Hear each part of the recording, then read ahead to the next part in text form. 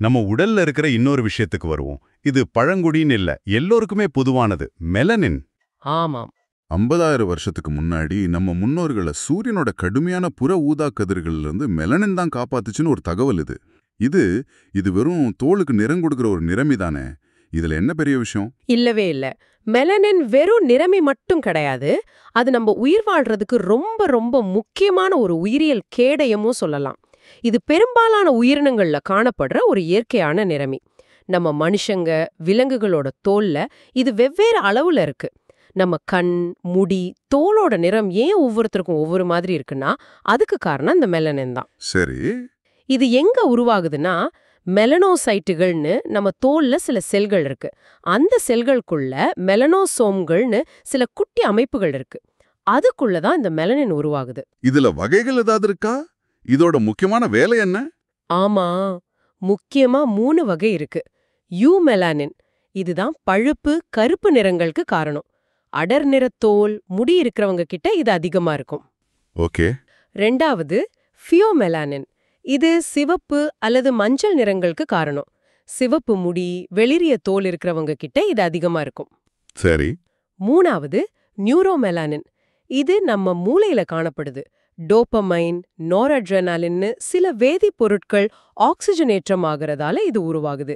இதோட வேலை இன்னும் முழுசா தெரியலேனாலும் மூளையில சில பகுதிகளை பாதுகாக்க உதவுதுன்னு சில ஆய்வுகள் சொல்லுது. மெலனின் குறைஞ்சா அதிகமான என்ன ஆகும்? அதையும் கொஞ்சம் சொல்லுங்களேன். நிச்சயமா.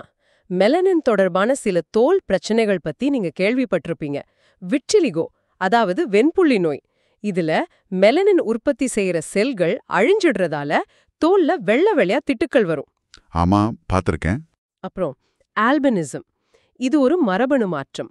இதனால பிறவியிலேயே மெலனின் உற்பத்தி ரொம்ப குறைமா இருக்கும், இல்ல சுத்தமா இருக்காது.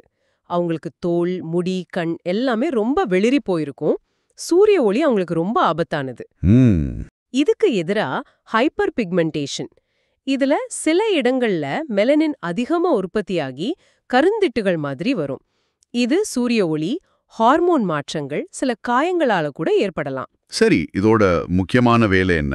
50,000 வருஷம் முன்னாடி காப்பாத்துச்சுன்னு சொன்னீங்களே. அதுதான் இதோட மிக முக்கியமான பங்கு.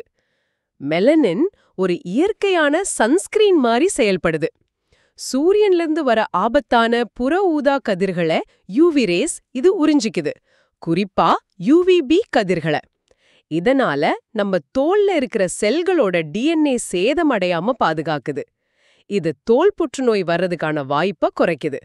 ஆப்பிரிக்கா மாதிரி பூமத்திய ரேகைக்கு பக்கத்துல சூரிய ஒளி அதிகமா இருக்கிற பகுதிகள்ல வாழ்ந்த நம்ம முன்னோர்களுக்கு இந்த அடர்ந்த மெலனின் ஒரு பெரிய வரப்பிரசாதமா இருந்திருக்கு. அது அவங்க உயிர் வாழ்றதுக்கு உதவி இருக்கு. ஓ, பரிணாம வளர்ச்சியில இதுக்கு பெரிய பங்கு இருக்கு போல. கண்டிப்பா. விலங்குகள்ல இது உருமறைப்புக்கு உதவுது. அதாவது சுத்தி இருக்கிற சூழலோட ஒன்றி போய் எதிரிகள் கிட்ட இருந்து தப்பிக்க உதவுது. சில ஆய்வுகள் உடல் வெப்பநிலைய சீராக்குறதுலயும் இதுக்கு பங்கு இருக்கலாம்னு சொல்லுது. வியர்வை மூலமா உடல் சூட்டை குறைக்கிறது மாதிரி. யோசிச்சு பாருங்க, நம்ம தோல்ல இருக்கிற ஒரு சின்ன நிறமைக்குள்ள எவ்வளவு அறிவியல், எவ்வளவு வரலாறு, எவ்வளவு பாதுகாப்பு அடங்கி இருக்குன்னு. அடிப்படை உயிரியல், பரிணாமம், நம்மளோட ஆரோக்கியம்னு எல்லாத்துலயும் மெலனினோட தொடர்பு இருக்கு. ஆமா, நாம சாதாரணமா நினைக்கிற விஷயத்துக்கு பின்னால இவ்ளோ இருக்கா, பிரமிப்பா தான் இருக்கு.